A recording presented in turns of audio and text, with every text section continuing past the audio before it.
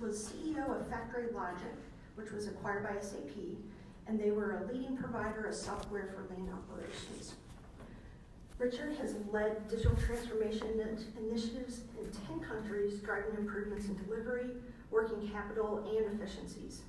He has won the Shingo Prize for Manufacturing Excellence for his work in bringing advanced technology to manufacturing.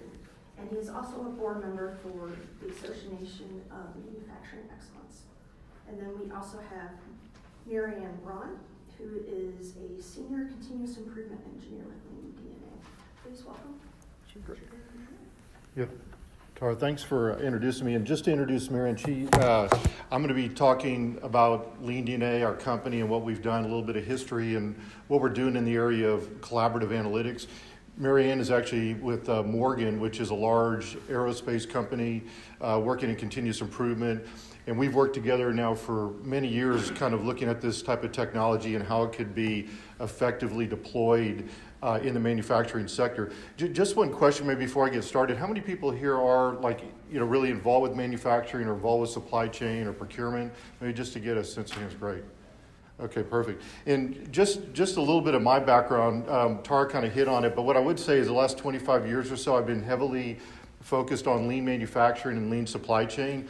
And what really happened for me was after I sold my company to SAP, we really started to focus in on the area of how do we help big manufacturing companies improve on-time delivery while at the same time reducing inventory and overall costs. So it was a real challenge. And as we started to work with companies all over the world, we started to see a common issue where everybody was really trying to focus on that same problem. But the way they did it was through a whole series of homegrown, custom-made solutions, Excel spreadsheets, and kind of year after year, we started to say to ourselves, there just has to be a better way. And so as we walk through what LeanDNA does and what we're doing with Morgan, it's really about how do we create a more purpose-built solution to solve that issue in a much more effective way. So that's one of our goals. The second thing I would say is that there's probably one phrase I would always hear in factories was, when it comes to improvement, is it worked really well at the beginning, but I just couldn't make it stick. And a lot of what we're seeing around the area of software and analytics is kind of the same thing. It's great, you see some gains, but it's hard for it to stick. And 6 months or a year later, we find that people start out engaged, but then they lose that engagement over time. So a lot of what we've been trying to do at LeanDNA with Morgan, and we work with probably 5 of the largest aerospace companies in the world, like Safran, Zodiac, Spirit, Morgan. And so a lot of what I want to show the group here is a little bit of visibility into what we think is going on in the future and what are some really effective ways to start to address some of these challenges. So in terms of what we're going to cover is we're going to talk a little about the challenges that we're seeing in the aerospace sector today and how these challenges are currently being addressed. And then we want to talk a little bit about a new approach. And I really like the theme of the conference is collaborative intelligence. You know, when we heard about it, we haven't really seen a lot of people talking about analytics and collaboration. And part of what we see happening is there's a lot of these black box analytics. And for those of you in manufacturing supply chain, you know that if you cancel a delivery or you create a shortage or something happens that could affect production, you take it very personal. You're held accountable. So when these analytics are starting to evolve, if people can't understand the action or they don't understand the root cause or believe it, very quickly they'll stop using it. So we believe that this whole area of collaborative intelligence, or what we're calling in our world collaborative analytics, is really important because it brings together the advancements in new technologies along with the way you need to work with people, which we think is a big gap. And then Marianne's going to talk a little about the results at Morgan and some of the key takeaways. So in terms of what we're seeing out there today, and I'm sure many of you are living this, is first of all, some of the challenges are we have very high demand, global expansion, which is great. The problem is that we're also under the same pressure to reduce costs and improve on-time delivery. So almost every aerospace company we work with, we got to get on time with our customer, step one. Step two, once we do that, we need to reduce our inventory. So then it shifts now, well, we did a great job getting on time, now let's reduce our inventory. And then once you do that, then it's like, now we need to reduce our costs. So even though there's a lot of increase in demand and expansion, there's a lot of pressure to reduce costs as well.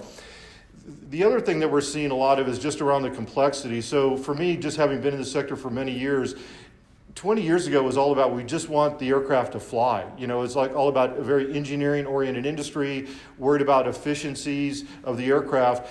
But jump ahead to today, now you're talking about different seats. What sort of video systems do you want? The cabin interiors, the color of the seats.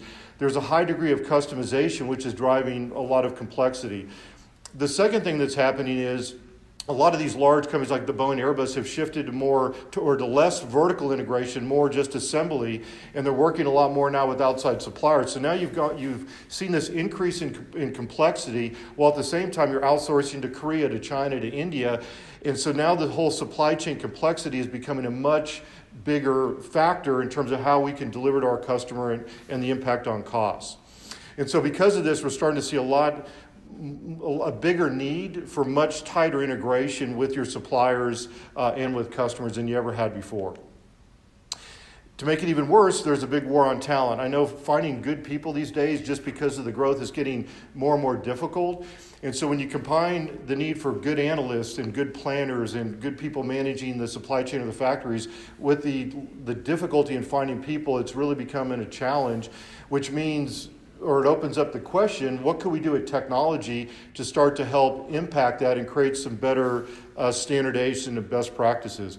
So for me, I got into this field because I wanted to bridge the gap between the domain and understanding factories, supply chain, with the deep understanding of technology. And what we're seeing out there is that gap is becoming bigger and bigger. Technology is getting faster, release cycles are quicker, and bridging the gap with the strategy and the understanding of manufacturing strategically with what you want to do with what the technology can do is becoming a bigger challenge.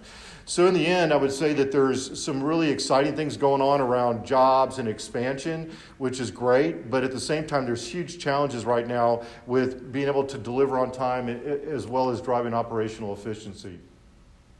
So Aberdeen Group actually came up with a recent study where they interviewed a series of chief supply chain officers looking at what are some of their challenges and what do they see as the big needs going forward. And the number one challenge or need that they identified was a collaboration. And the key thing is it's not collaboration between like a customer and supplier. I think that's necessary. But they're seeing the need for collaboration even within your own teams. How does a buyer collaborate with engineering? And how does engineering collaborate with your program teams? So there's a huge challenge there, just getting people to talk together, but talk with real data and information. The second thing is what we say is like trusted information. So the key thing there is, especially on this track around master data, if people don't believe the data and believe the information, they won't take the action. And I would say that probably the number one thing we run into with companies really starting to look at the use of analytics is they'll make the statement that we really can't do that yet because our data is not clean, our master data is not clean. And what we really try to emphasize to people is, but that's running your business. So that's one. So if your master data is not clean and a lot of your requirements aren't accurate, that's running your business day to day, so you got to address it. The second thing that we emphasize is that it never ends. People that think that, we're going to do a master data cleaning activity or start to clean up our ERP data, and then let's go start doing more advanced analytics, they don't realize until they start to implement that it's a never-ending process. So the key thing is to recognize it, that it never ends, but then build processes that aren't just focused on analytics, but it's also focused on how do we actually clean up the data. So how are these challenges being addressed today? I would say first they're very reactive versus proactive. So that means that there's a lot of firefighting. There's a lot of spreadsheets that get created. We don't believe this ERP system and this data and this report, so we're going to build our own. So there's really a lacking in strategy. There's also the need for more purpose-built technology, and I'll talk a little bit more about that in just a minute. And so because of these challenges, there's a real kind of reversion back to Excel, where we have companies that have spent upwards of $80 to $90 million on ERP systems, but then 3 or 4 years later, all the tactical activities, reporting, order policy optimization, it's all being done in Excel, which means it's static, it's not connected, and it lacks any sort of collaboration. This is what we call like a hype chart graph, where it's really trying to identify kind of where technology is relative to hype and relative to actually driving real results. And the key thing I would highlight here is that you're probably hearing a lot about AI, machine learning, blockchain. it doesn't mean that it's a bad thing. It just means there's a huge amount of hype. But when you really get into what it's really driving relative to manufacturing and supply chain, there's not a lot really being done in terms of significant results that people are seeing. Now, then you see BI toolkits where there's a lot of kind of disillusionment right now. Doesn't mean that it's bad, but what's happening is people implement those. It's great at understanding where you are, looking backwards in time, and seeing all these graphs, but it's not really making recommendation. It's not really driving a change in behavior or driving specific actions. And then it ends up happening where 6 to 9 months later, the tools, the adoption of the tools, the usage starts to drop off. So it doesn't mean that it's not going to continue, but there's challenges. What I would say is to the right, where you see things like purpose-built analytics, collaborative technologies, that's where we think there's a lot of excitement right now, where you bring together purpose-built analytics to solve very targeted problems, pre-built domain expertise into it, leverage the analytical capabilities that exist today, leverage the AI algorithms, but target a very specific problem and make recommendations. But the key thing is we can't solve everything. We have to acknowledge that, can we get to 80%? Can we identify the 20% of the opportunities that can get us 80% of the gain? But then let's use collaboration and those technologies to solve that last mile that I would argue can never be done through some of these advanced technologies. You never know when a truck's going to break down, or you never know when there's going to be a shipment due to some disaster. So collaboration provides the ability to do that. And what's being identified through some recent studies, and is kind of confirming that, is of all the challenges that exist, one of the biggest challenges is around the lack of people, and they're furthest behind. So just real quick, and then I want to get Marianne to talk a little about what we're doing at Morgan with her, is if you look at some of the challenges, the first thing is realizing that all these analytic engines that are running these black box analytics are really requiring people to take the ultimate action. So if you don't have the ability to create a man-machine system where analytics and people work together in a well-thought-out way, you're not going to see the results. The second thing is just acknowledging, as I talked about earlier, that people are overwhelmed. There's too much data, lack of prioritization. What we really focus on with the analytical tools that we build with the aerospace companies is trying to identify what are the 5 or 10 things out of hundreds that you need to do today and get them focused on that. Do the same thing the next day. It doesn't sound like a lot, but if you can identify the biggest opportunities and address 5 to 10 each day, then after a month, you've seen a huge gain. There's systems that don't talk. And I would say the last thing, and I'll mention here before we switch over to some of the work with Morgan, is around the need to be able to escalate. So if people can't take the action, you just can't stop. You need to have the ability to let them escalate that issue, raise it to a manager, get a supplier involved, and that's where the linkage between analytics, identifying the opportunity, making the recommendation, linked with collaboration can really start to drive significant gains. So I'd like to introduce Marianne. So this year, when Morgan went through our strategy deployment goal setting session for 2019, we were thinking about what was our top goal for digital transformation. We came up with a consistent, standardized, and capable operating system that was capable of rolling out across all of our sites. Of course, along with a lot of other businesses, our goals include customer delivery, quality, prices, and dropping savings to the bottom line. But how are we going to accomplish all of these goals? In thinking about this, we knew that we needed to have real-time data. We need to be able to take actionable, intelligent decisions when the data is still relevant. We needed to have cross-site capabilities, so if we see some opportunity at one site, we're able to then replicate it across all the other sites and recognize those savings right away. And we also knew that inventory was one of our big goals for the year, as with many other companies as well, freeing up the cash. And so we needed to have inventory management and shortage reduction visibility capability as well. So we've been working with LeanDNA for the past few years to implement this and to really be able to have enterprise-wide metrics discussed at all layers of our business, and I'll talk about that a little bit more later on. So this is a picture of, MPS stands for our Morgan Production System. We've built our House of Lean. Some of you might be familiar with what a House of Lean is or what it looks like. Essentially, real quick, we have at our foundation, of course, ethics, safety, our foundational tools we believe in. We have our 5 pillars that hold up the house of lean. And what I want to point out here is in the roof in red, we've emphasized factory intelligence and that daily layered group accountability, discussing our metrics across the enterprise into our roof, because we believe it's really important in order to grow our business and keep our customers happy. So I'm going to take you through the journey of how we managed to accomplish collaborating on these metrics and these analytics. So at first, like other businesses perhaps, we were not connected with our platforms. We had a different platform we were shipping and receiving to. We had something different for the lab. We had Excel for manufacturing, ERP system that we were using half the time. And so the first step was really to connect all of these platforms and bring them into one big database, one big place where we could see the trends, how they were affecting each other, and then prioritize intelligent decisions based off of these trends.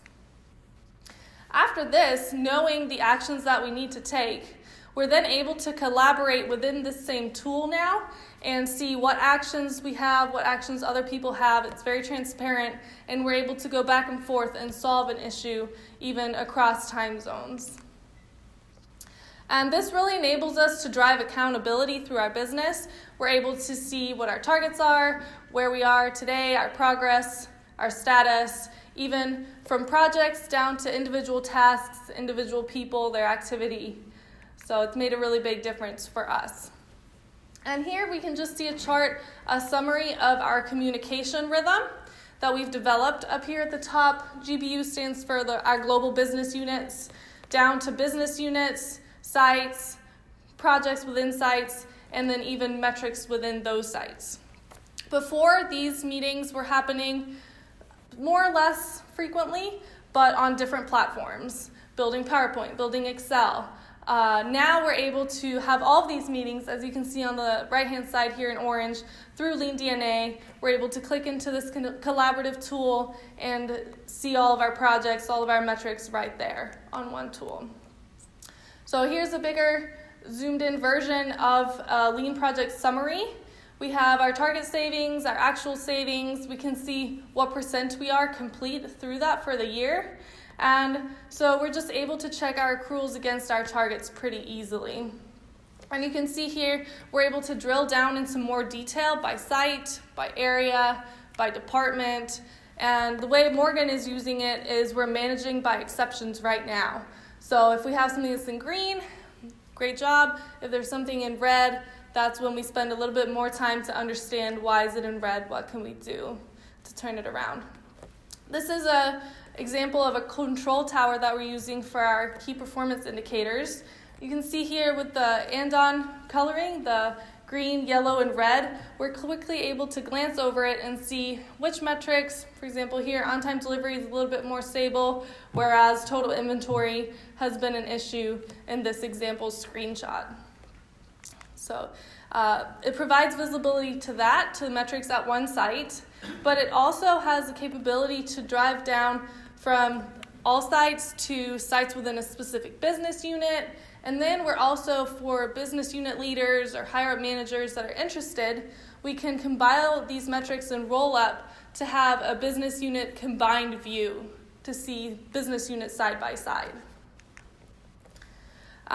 Something that's important for a factory intelligence collaborative analytics platform is to be able to have a linkage between Lean Projects module and the metrics module. So as you can see here, for example, this metric is total inventory dollars. You can see if you click into this metric, you can see which projects are being worked that have been identified to move that needle. So if we're behind on a metric, we can click on it, see what projects will help to drive that metric forward, and maybe prioritize resources towards that project to help move the business. Does anyone here use A3 reports or have used A3 reports in the past? Okay, so Morgan used to use this standardized report, but through PowerPoint or through Excel. So our engineers were spending a lot of time formatting for the presentation. I'm sure you can relate with that. And now we can just, with the click of a button, have all the data in front of us in the format that Morgan presents our data usually. And we're just able to go straight into discussing the actions and working on the actions instead of working on the report. And so I'm not sure how many of you are familiar with X matrices, but the main point I wanted to convey with this slide was just the interconnectivity between our capabilities in LeanDNA. So here you can see our strategic goals on the right, and they tie to projects, specific projects on the north of the X matrix.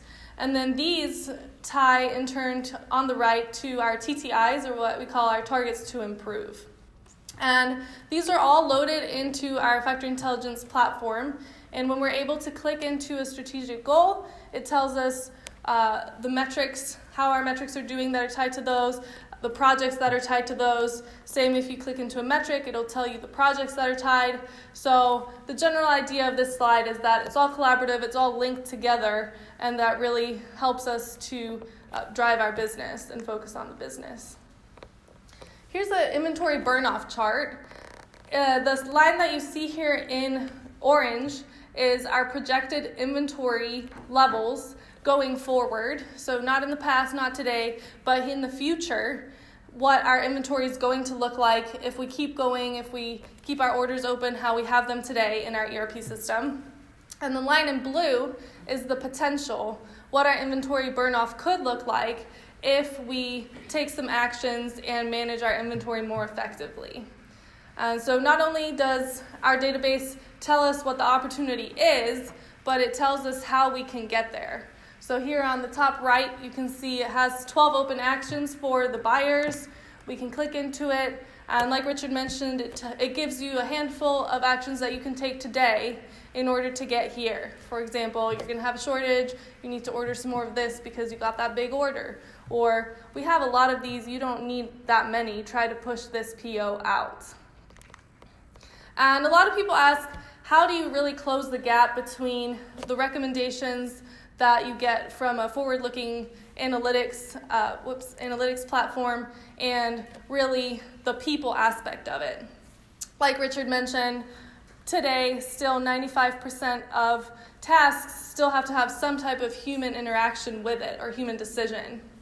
So you can see here we have collaboration between Brandon Reed and Annie Carr going back and forth about a supplier, an order. They're able to interact here on the action in the platform and are able to close it out pretty quickly, whether they're in the same office, different offices, different time zones, to get that closed out.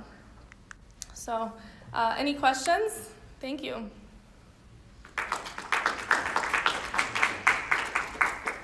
Yeah, go ahead. Yeah, so just so to clarify, is LeanDNA meant to replace an ERP system, or is it meant to work alongside an ERP system? It's a great question. It's definitely meant to complement it, because every company that we deal with, like the Safran, Zodiacs, and Morgans, they all not only do they have one ERP, but they often have 4 or 5, sometimes 10 different ERP systems. So we don't want to replace that at all. There's a key role for it. But where they lack right now is they're very transactional. They don't do any sort of data logging. They don't have any pre-built analytics. So our goal is to very easily bolt onto that, get up and running within, let's say, 2 weeks or so, and then have people with purpose-built analytics versus something they're trying to build themselves. I would say the most common thing we run into is just, what we kind of get rid of or help remove is the Excel files that often exist. So then can you work with multiple ERP systems together to combine that data? Yeah, for example, like at Morgan and at Safran as well, or Zodiac, they have 4 or 5 that were connected, like SAP, Oracle, Infor. And now we pull that data in relative to like master data, we pull the data from each system, and the actual way it's defined in each of those systems is often different, like the order policies and what is the lot size and how it's termed.